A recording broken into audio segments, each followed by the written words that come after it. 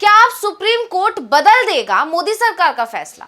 मुख्य चुनाव आयुक्त की नियुक्ति के बाद से यह सवाल अब हर किसी की जुबान पर है, क्योंकि मोदी सरकार का नया मॉडल तो यही है कि वो सुप्रीम कोर्ट के फैसले का इंतजार नहीं करेगी। कोर्ट अगर कोई फैसला करेगा तो संसद से कानून बनाकर उसे पलट देंगे। कहां किस संवैधानिक संस्थान में किस अधिकारी की नियुक्ति करनी है, उसमें विपक्ष की बिल्कुल भी नहीं सुनी जाएगी। और इसी मॉडल पर चलते हुए सरकार ने चुनाव आयुक्त की नियुक्ति कर दी, जबकि ये मामला अभी सुप्रीम कोर्ट में है। ऐसे में मोदी सरकार एक बार फिर विपक्ष के निशाने पर आ गई और इन सब के बीच में अब सुप्रीम कोर्ट में एक नई याचिका लगा दी गई, जिस पर विचार करने के लिए सुप्रीम कोर्ट राजी भी हो गया है और इससे मोदी सरकार की चिंता बढ़ गई है। तो क्यों टेंशन में दिख रही है मोदी सरकार, इसी पर हम अपनी स्पेशल रिपोर्ट में करेंगे चर्चा। नमस्कार, मैं हूं अंशिता।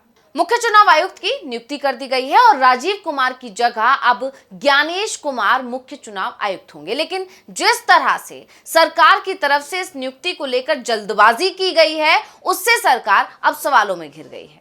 विपक्ष के आरोपों पर मुहर भी लग गई है, क्योंकि मामले में जल्द ही सुनवाई होनी थी सुप्रीम कोर्ट में। अब 19 फरवरी को मामले में सुप्रीम कोर्ट में सुनवाई है। ऐसे में सुप्रीम कोर्ट में एक नई याचिका लगा दी गई है।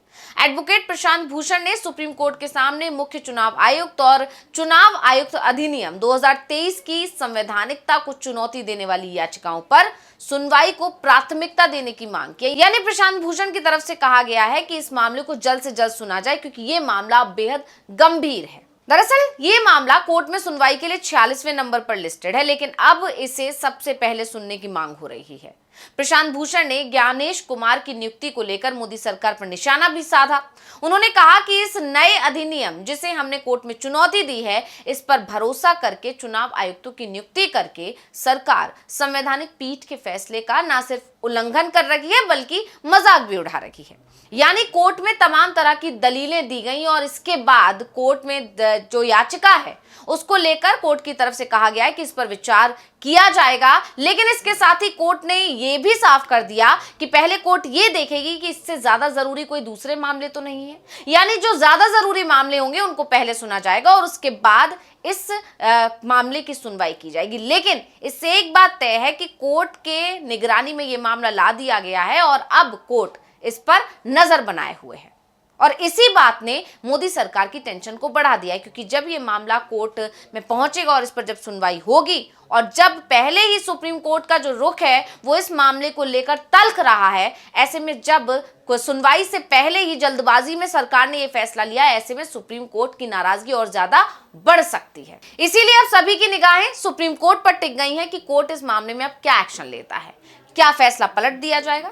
क्योंकि 12 फरवरी को जब सुप्रीम कोर्ट ने इस मामले में सुनवाई कर रहा था, उस दौरान टिप्पणी करते हुए कोर्ट की तरफ से कहा गया था कि 17 फरवरी को अगर सरकार चुनाव आयुक्त की नियुक्ति करती है तो इस पर सुप्रीम कोर्ट की नजर रहेगी।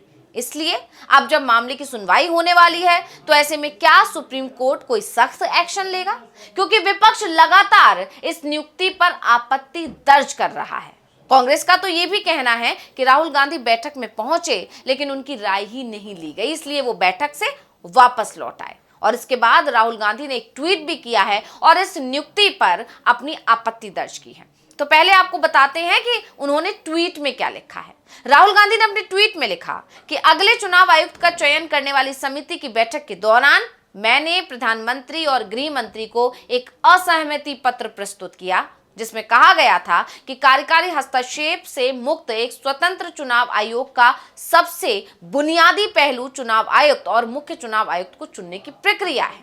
सर्वोच्च न्यायालय के आदेश का उल्लंघन करके और भारत के मुख्य न्यायाधीश को समिति से हटाकर मोदी सरकार ने हमारी चुनावी प्रक्रिया की अखंडता पर करोड़ों मतदाताओं की चिंताओं को और बढ़ा दिया है।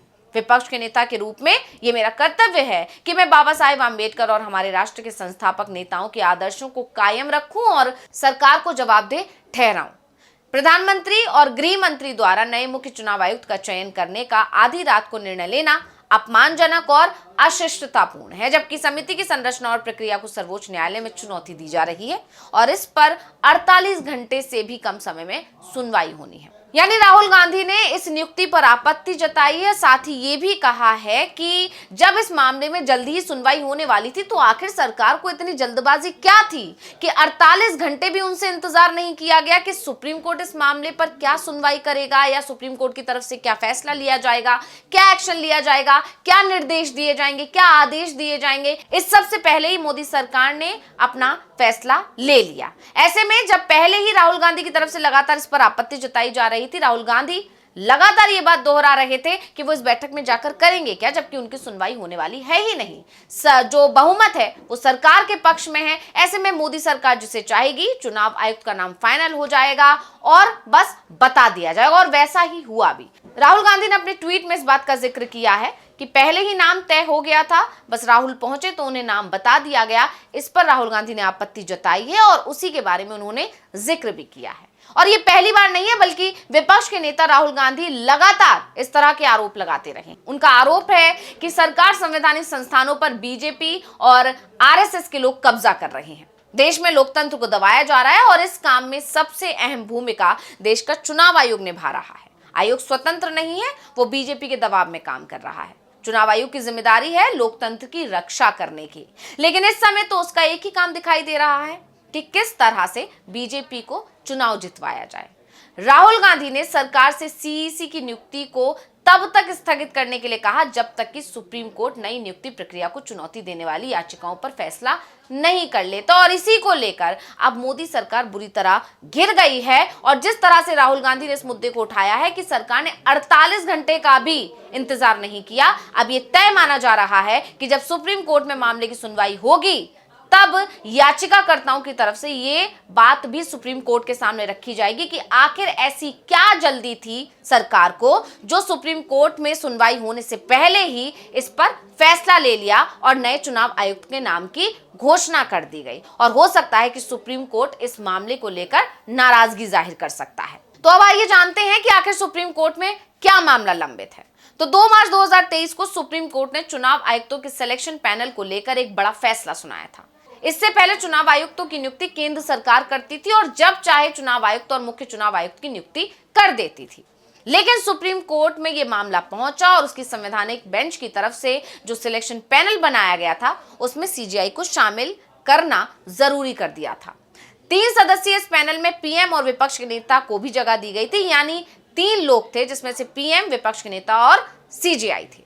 सुप्रीम कोर्ट ने अपने फैसले में कहा था कि यह कमेटी सीईसी और ईसी के नामों की सिफारिश राष्ट्रपति से करेगी। इसके बाद इस पर राष्ट्रपति मोहर लगाएंगी, तब जाकर उनकी नियुक्ति हो पाएगी। कोर्ट ने यह भी साफ कहा था कि यह प्रोसेस तब तक लागू रहेगी जब तक कि संसद चुनाव आयुक्तों की नियुक्ति को लेकर कोई कानून नहीं बना देती। और इसी को लेकर मोदी सरकार ने खेल कर दिया। मोदी सरकार एक कानून लेकर आई। संसद के शीतकालीन सत्र में दिसंबर 2023 को केंद्र सरकार सीईसी और ईसी की नियुक्ति, सेवा, शर्तें और कार्यकाल से जुड़ा नया बिल लेकर आई और इसके तहत चुनाव आयुक्तों की नियुक्ति 3 सदस्यों का पैनल करेगा। उस बिल में ये शामिल किया गया और जो पैनल सरकार की तरफ से बनाया गया उसमें प्रधानमंत्री थे, लोकसभा में विपक्ष के नेता थे और एक केंद्रीय कैबिनेट मंत्री शामिल कर दिए गए। यानी सीजीआई को इस पैनल से बाहर रख दिया गया और इसी के साथ ये साफ हो गया कि जो भी पैनल है उसमें बहुमत तो सरकार का है और 2-1 के अनुपात से जब कोई फैसला लिया जाएगा तो जाहिर है बहुमत क्योंकि सरकार का है तो मोहर भी सरकार के ही फैसले पर लगेगी।